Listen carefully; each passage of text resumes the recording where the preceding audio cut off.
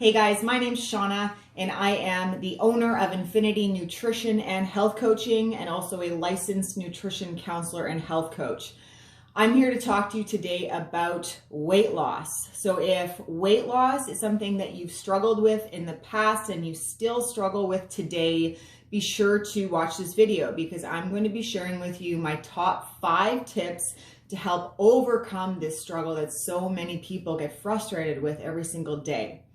So to start off, let me be clear. What I'm about to share with you is not a fad diet, a magic pill, the latest new product on the market that's, promising to melt away the fat. It's not about that. That stuff, honestly, guys, it's a sham. It doesn't work. It's unrealistic. It's not sustainable. And it requires you to oftentimes restrict and subject your body to, total restriction to the point of misery. And that's not fun. What I'm going to be sharing with you is realistic ways that only require small adjustments into your meal plan and how you're eating to be able to add up to the big picture results that you're really going for. So, it can be simple. It doesn't mean it's easy. There's effort to make changes to your lifestyle and to improve your eating, but it's entirely possible without having to go to such extreme lengths to do it. So 5 tips for you today, and starting with number 1. So I want you to start looking at your condiments. Now, I call these the sneaky or, hidden calories in foods because oftentimes we don't measure them. They are loaded with extra calories and we don't account for them in our calorie intake for the day. So things like oils or mayonnaise, barbecue sauces, those heavy dressings and seasonings and dips and marinades and dressings, are great ways to flavor our food, but they can add hundreds and hundreds of calories without us even realizing it. So reevaluate what types of products you're using to flavor your foods. So things like mustard, hot sauce, those are virtually almost no calories at all.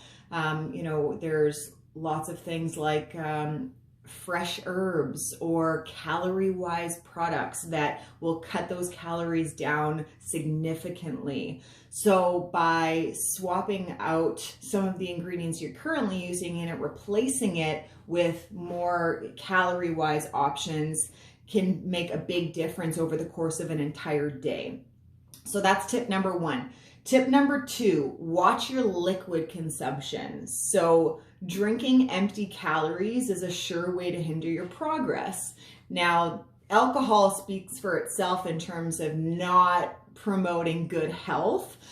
Certainly you can do it in moderation, but again, it all adds up. So whether it's beer or, hard liquor, if you're a non-drinker, but you drink things like Gatorade, juice, pop, milk, that will all contribute to your daily caloric intake. So try replacing those things with water. Water most of us don't drink enough of, so you're killing 2 birds with 1 stone by doing that. And if you find water is boring, don't worry, I'm in the same boat as well. There's ways to get your hydration up without drinking boring old tap water. Carbonated water, flavored water, herbal tea. So those are all great options that I practice regularly that work really well. Tip number 3. Limit your restaurant food. So this is a really important one, guys, because even the perceived healthy options at restaurants are oftentimes 1,000, 2,000 calories for a single meal. And I'm not just talking about the chicken fingers and fries. I'm talking about the salads too. So it's really important that not only you limit how much you're eating out, but if you are going to eat out from time to time, make sure you do your due diligence and research your options beforehand. Oftentimes you can find this information by doing a quick Google search online. Some restaurants offer the nutritional information if you ask, and test your server. It's called product knowledge, and that's what they get tipped for. So don't be afraid to ask, okay? So restaurant food's a big one. Tip number 4, track your food.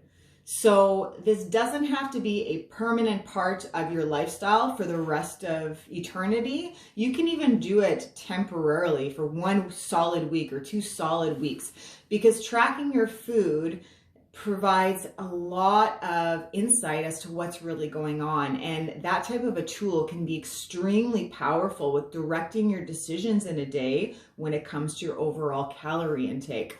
I use MyFitnessPal because it's free. It auto-calculates your calories. It auto-calculates your nutritional breakdown for the day. And I sync up with my clients so that I can take a look at what's happening with them as well. So MyFitnessPal, but there's lots of other resources out there for free apps and ways to keep a food diary. So track your food, even if it's short term, just so you can gain a better insight as to what you're eating every single day. Last tip, number 5, meal prep, meal prep, meal prep.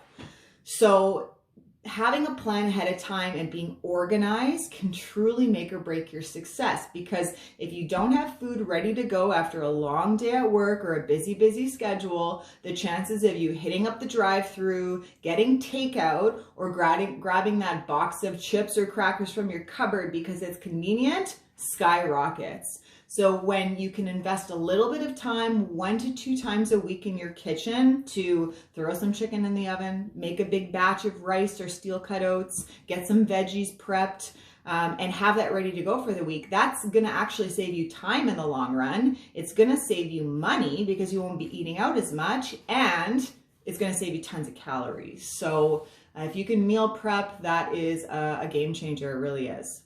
So those are my 5 tips to help you lose weight and to get a better understanding of what we're putting in our body.